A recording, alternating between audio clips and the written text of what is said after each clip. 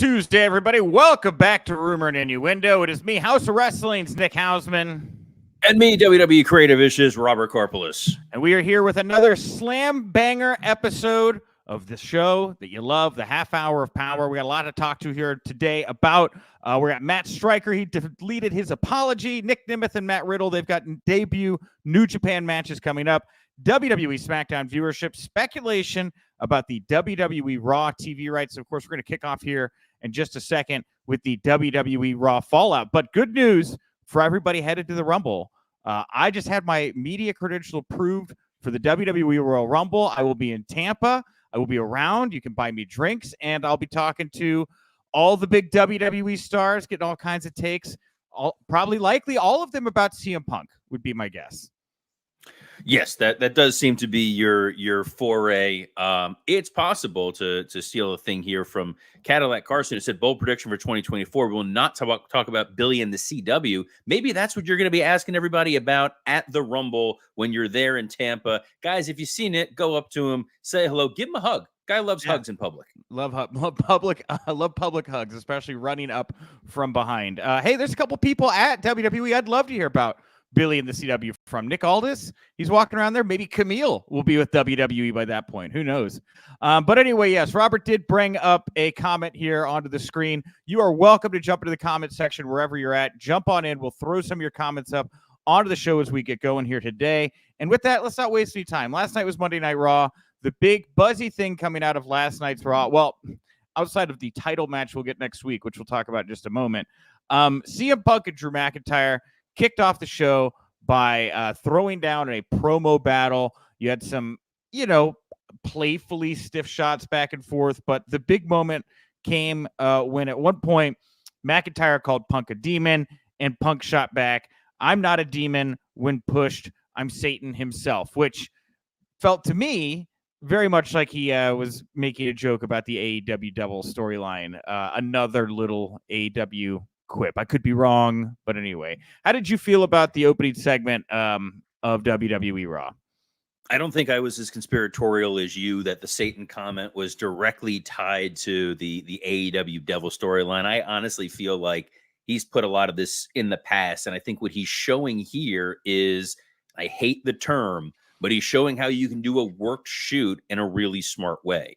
You have Drew bringing in, which he has this last several months, the real world situations of Drew, that he left, that he came back, that he's not happy that Punk is there within storyline. This guy was gone for 9 years. Walter's back in, thinks he's going to be #1 contender, first in line. This is, my shot, my opportunity. Buzz off. You were a dick to me years ago when you were here as the locker room leader, and I'm not going to let you come in and do this now. It again gives Punk something to do in the Rumble. So when you get that Punk Drew face off, it's going to have a lot of weight and heft behind it. And it immediately pivots Drew away from losing last week to, I really want to see what happens when McIntyre and Punk are in the same ring at the same time. Yeah, no, and I tweeted this last night watching Raw. They're creating a lot of really interesting situations for this year's Rumble. We talked about all the different stables, how they're going to have face-offs, but then, you throw Punk in there, you throw Rhodes in there, you throw McIntyre in there, all these names that you really believe could be viable contenders into the match.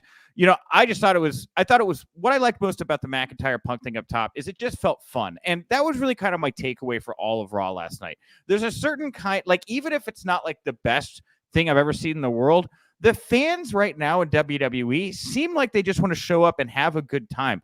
By and large, everybody on the show, like matches, like have some kind of small history to them, or they're creating history together. I thought the whole thing just had a nice tone to it. And it did start here for me because I could tell these guys, not everything was 100% scripted. I'm not saying that in a bad way, but there was definitely some improvisation going on here, it felt like, where these guys were just, trying to push each other a little bit. And I thought it set the tone well for a very fun, playful show that we got afterwards. Yeah, I'm excited to see what they're going to do in the Rumble. But I think to your point, it was the old school thing. We're going to give you some bullet points. You go out there, you color in the rest of the story. And those are two really skilled guys who were able to do that. Yeah. Well, we have seen here Cadillac Carson pointing out in regard to me saying Punk was talking about the devil. He said Punk made that statement about the devil way before AEW. He'd been playing into it on social media, putting the horns out on the Instagram stories. Just me saying. We also have here, I am Mr. Cheeseball. CM Punk was the devil on a few WWE posters, so it also ties into that. So more commentary about the devil. All right. Jinder Mahal came out last night, confronted Seth Rollins. They didn't just send this guy to The Rock and throw him away. They obviously want to keep doing things here with Jinder, and they've set up a title match next week between Jinder and Seth. Are you surprised that they're giving such new life to Jinder out of nowhere? And what do you make of it? No, I'm not. You know what? You have a former world champion who's in the back. He is physically impressive. He is a guy who can carry himself on the microphone, and he's someone that you can beat 6 ways from Sunday, and he's still going to be around. So I think he has a lot of intrinsic value to them. He's in that role that Baron Corbin for a while sort of found himself in, as the big mean heel that goes out there, but ultimately is going to be ineffective. There is a history between Jinder and Seth. They met years and years ago in NXT, I think in the finals for the NXT title tournament, if memory serves me correctly. So you're using someone who has the cachet of being a former world champ. He looks physically imposing, and he's somebody Seth can beat.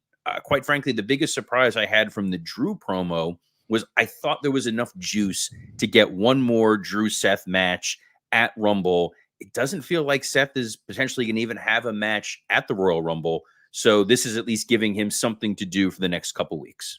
Yeah, agreed. And I'm happy to see Jinder back into the mix. Realistically, Jinder does not have a chance of winning this title next week. Do you believe? Right? No. I think they're saving it for a real contender like Veer. Okay. Yeah. Because I saw a lot of people online saying, hey, Jinder Mahal, right? He was not he surprised fluke win. A lot of people thought over Randy Orton, right? Could they be setting up something here to swerve fans a little bit? You got Damian Priest running around with that Money in the Bank briefcase right now. That could be some kind of interference. Just wanted to wonder, about Jinder Mahal. Before we get to the main event, I did want to talk about another part of the show that was maybe my favorite thing I'd seen on Raw in a while, and that was the R-Truth Judgment Day vignette, where he superposed himself into several photos, a classic Judgment Day poster from back in the WWE Attitude Era. I just laughed out loud at this whole thing.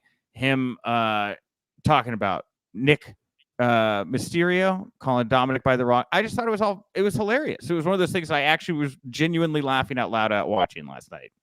Yes, learning about Tom and Nick Mysterio, the two sons of Rey, was fantastic. The overall presentation that they did there was great. It was polished. The graphics looked good. The timing, the beats of it. My co-hosts on Wrestle Roast, who are professional comedians, all really enjoyed it as well, and they're far harsher of anything you see on Raw. This is just working on all levels, and it's setting up whenever Judgment Day finally destroys R-Truth, the heat on that is gonna be incredible. It feels like what they were building with Swerve and Prince Nana, that once Swerve finally destroys Nana, boy, people are gonna be mad. Damian Priest kind of teasing he's kind of lovable. I kind of like him, but when the push comes to shove and the time is ready, they're going to put a bullet in his head. And when that happens, I think Damian Priest is going to get a major lift as a killer heel. Yeah, he has done a great job standing out in the pack of the Judgment Day. He feels like a main event centerpiece now, and he didn't necessarily feel that way 6 months ago. I did want to take a step back here real fast and point out this comment from Ken Hanley, asking you, Robert, if Drew interferes in the Jinder match and with Heath as a free agent, any chance you think we see heel 3MB reunion in some way, shape, or form? Is there something to Jinder heel, right? Drew heel, Heath out there. What do you think? No, I think they want Drew on his own as this meteoric monster heel. I think reminding people more of 3MB, putting him with Jinder, putting him with Heath is only going to kind of, weigh him down unnecessarily. And as much as I'd like to see Heath back in, I think he's a great utility player. I don't think it necessarily helps McIntyre. I think if anything else, it's going to probably wind up hurting him.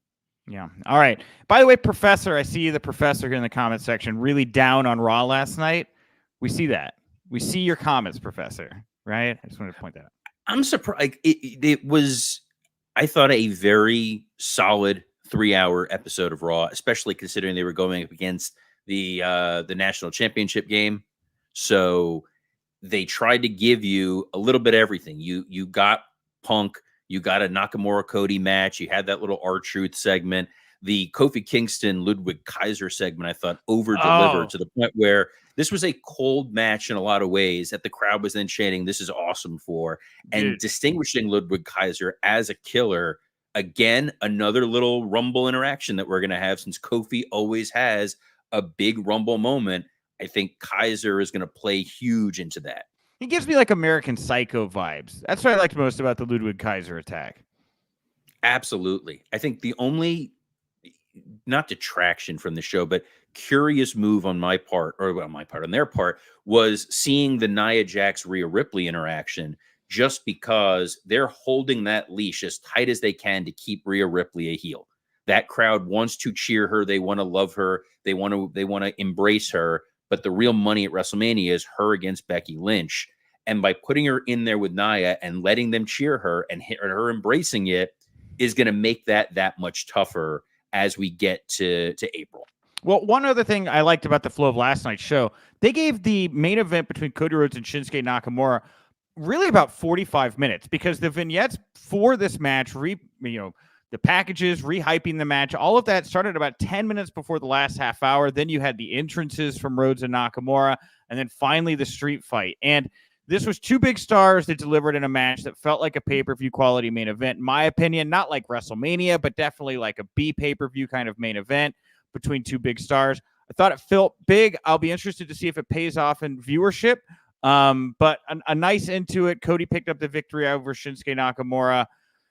For as strong as Shinsuke has looked over the last couple months, really some of the best he's been booked in a while, does it feel like he's back to square one now after the loss? What do you do with a guy after a loss like this? You still got Rumble. Anybody can be rehabilitated going into the Royal Rumble. Anybody can have a strong showing. I think the advantage of the main event was the story during the show was when Nakamura attacked Cody. That was what turned this into a no disqualification match. And that was the only way Cody was able to win, by using weapons, by using a table. So in a lot of ways, Nakamura was hoisted by his own petard and beat in a no DQ match versus taking a clean pinfall in a straight up match, which I think would have hurt him a lot more. Man, you make it sound so Shakespearean, victim of his own petard. Last thing I'll point out from Raw, Giovanni Vinci is going to be out a number of weeks following that scary drop kick he took right under the chin last week on Raw.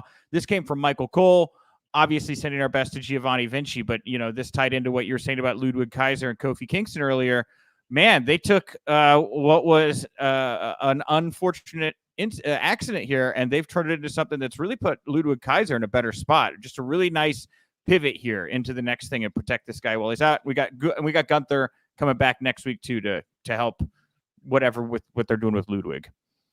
Yes, sending our best to Ludwig Kaiser. Also sending our best to Scumbag Trav on Twitter, who pointed out that he's stuck in traffic while listening to our show right now.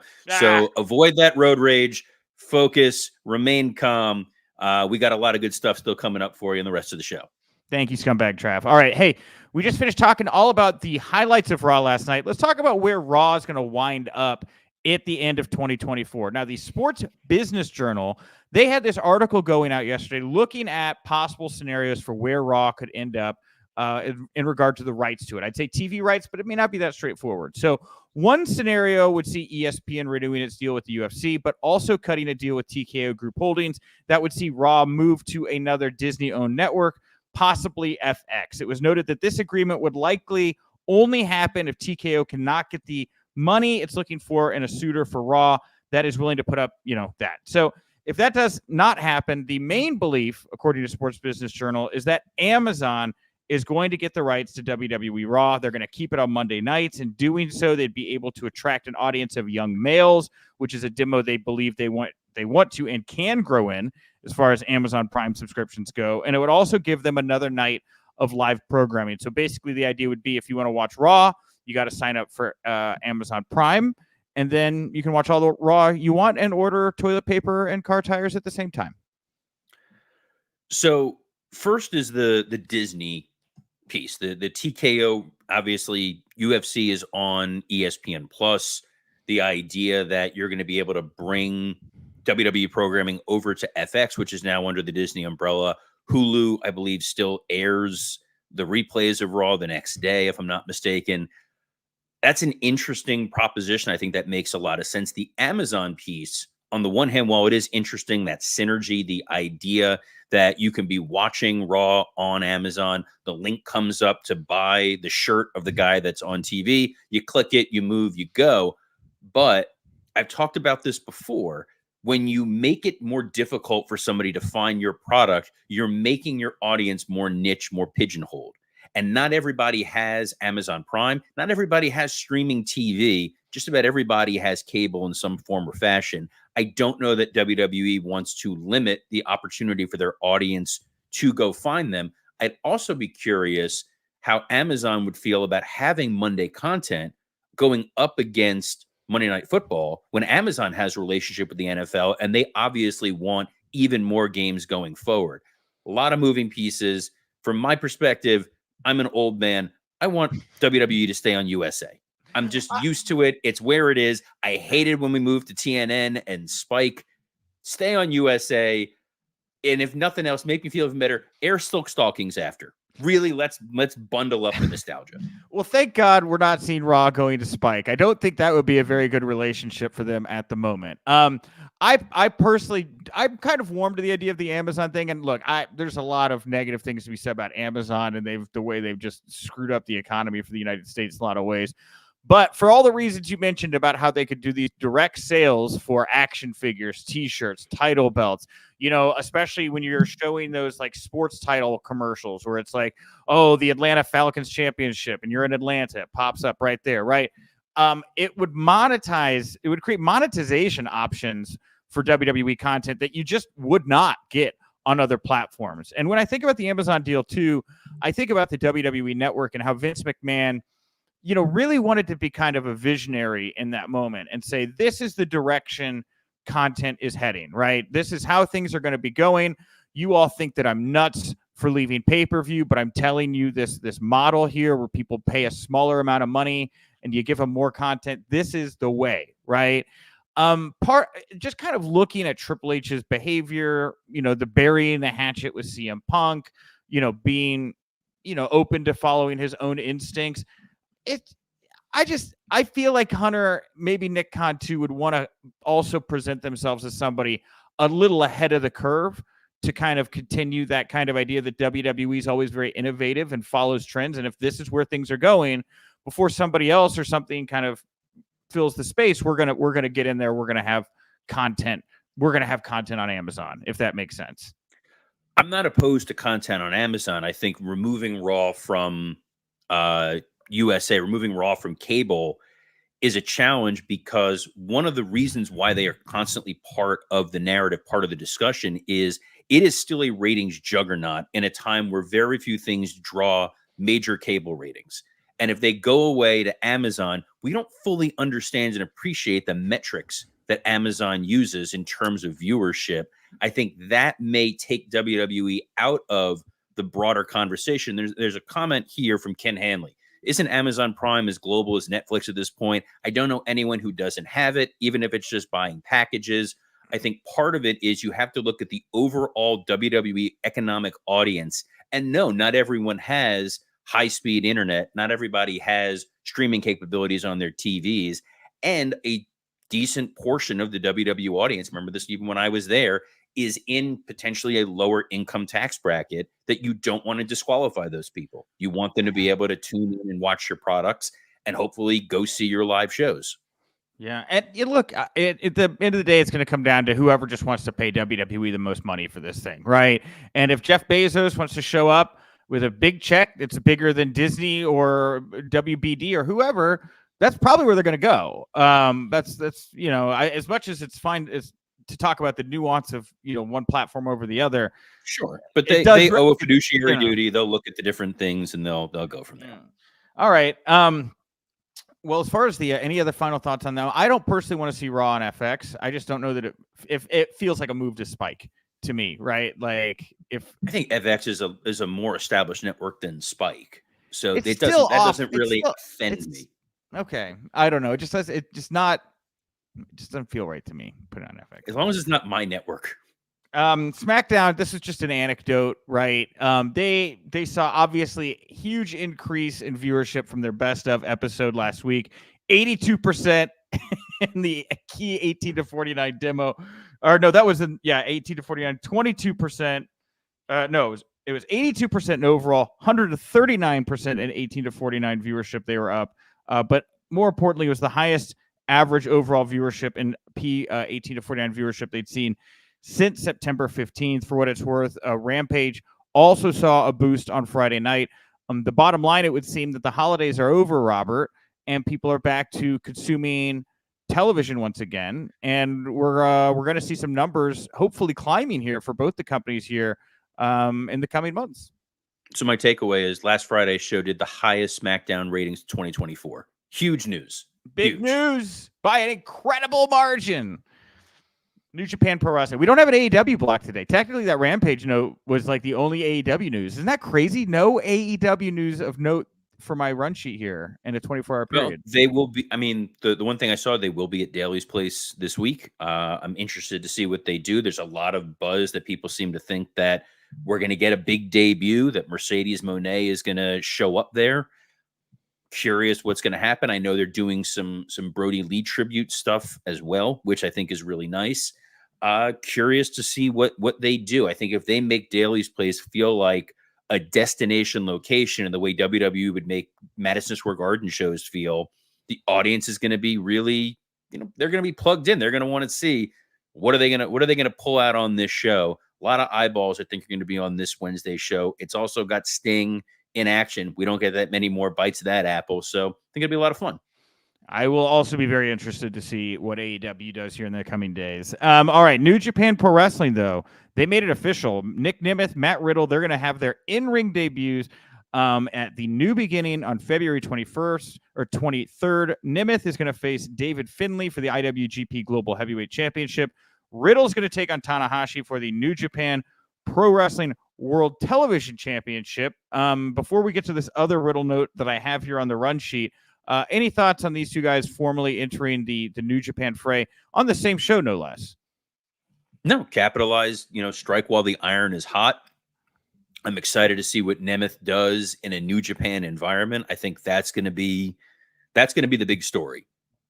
Yeah, absolutely. I'm very interested. I mean, Nemeth Finlay for me is going to be a big one. And the way that Nemeth put over the Global Championship, the Global Heavyweight Championship, a brand new title after Wrestle Kingdom, man, feels like a guy who would be good for holding that title and would carry it well. But Finlay is only going to be having held this title for about a month. It would seem a little early to take it off him.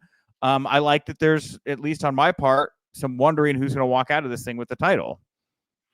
Yeah, I think it'll be a lot of fun. Like, I think if nothing else, it feels like an actor who was stuck on a sitcom that they didn't want to be on and now get a chance to star in a major movie and flex their muscle. We have not seen the best of Nick Nemeth in quite some time. I think this platform, this spotlight, this opportunity, he's really going to shine. As far as Riddle goes, I'm hoping that it goes well. I'm hoping commentary behaves themselves. And it is just a, Tanahashi, you're putting him in there with the president. Like, that guy is shining the spotlight on what him and Riddle can do. Both men have something to prove. I think it'll be really interesting. You brought up the MLW commentary thing. I'd be remiss if so. Yesterday we talked at length about the Matt Striker situation. If you want to hear all about it, you go to listen to yesterday's show. I had not written an article about that story yet for the site, and then after the show, I was like, "Well, you talked about it. You should write something up about it." So I went to write up the Matt Striker piece, and lo and behold, when I clicked on the link that I had earlier when I put together the run sheet for his apology, that had been deleted. And I believe I was the first member of the press to realize in that moment, because I did the article late, that Matt Striker had deleted his tweet. And I don't even know what to make of that. I'll be very interested for when somebody asks Matt about that. I don't know if this ties into what that one female fan said or whatever, but I was very surprised to see Matt delete the apology. He kept everything else up, the stuff defending himself. It was shocking, man. I'm baffled by that one. Yeah, I don't know. That's a weird one. To go take the time to post what felt like a very sincere, heartfelt apology. Yes. And then hey, this is what's going to be shined. Why is that word? Put a spotlight on something in a positive way, as I suddenly forgot how English works. And then go ahead and delete it, because now the story then becomes, well, why did you delete the apology? Are you not sorry about what happened? Did someone tell you to delete it? It's crazy. And this is the kind of nonsense that takes away from all the good stuff that we want to be able to focus on. So I don't know. Yes. And to that end, what you said about it being like a somewhat sincere apology in terms of pro wrestling apologies, and I've gotten really good at like analyzing pro wrestling apologies over the years, because unfortunately I've had to talk about a lot of them. I actually thought this one took some ownership of the issue and was like, again, came from a good place. So in time, we'll find out why Matt deleted that, but I was very surprised by it. All right. From one Matt to the other, we will wrap talking about Matt Riddle here today. Oh, buddy. I loved this story. So Matt Riddle's doing some autograph signing session, right? One of these virtual signings now that people do that take like 3 hours. And the guy's like, hey, remember that hallway incident, where you went up to Goldberg and you were like, hey, you cool, bro? And Goldberg was like, I'm not your bro. So the story goes, he was like, what's the deal with you and Goldberg? He's a free agent. You're a free agent. Could we see you wrestle in 2024? Long story short, Riddle says, sure, there's a lot of places we could do it. I think it'd be great. It'd be great for me. He thinks he could get a match out of Goldberg that we haven't seen in many years. And he thinks it would be the ideal place would be in AEW. Now, I had not put 2 and 2 together until this morning that these men had history and were free agents, and that somebody could actually book Goldberg versus Riddle. What do you think the odds are we see that match this year? I think pretty high. I think so too. Goldberg said he wants a retirement match. He wants his flowers. He wants to go around and get high fives.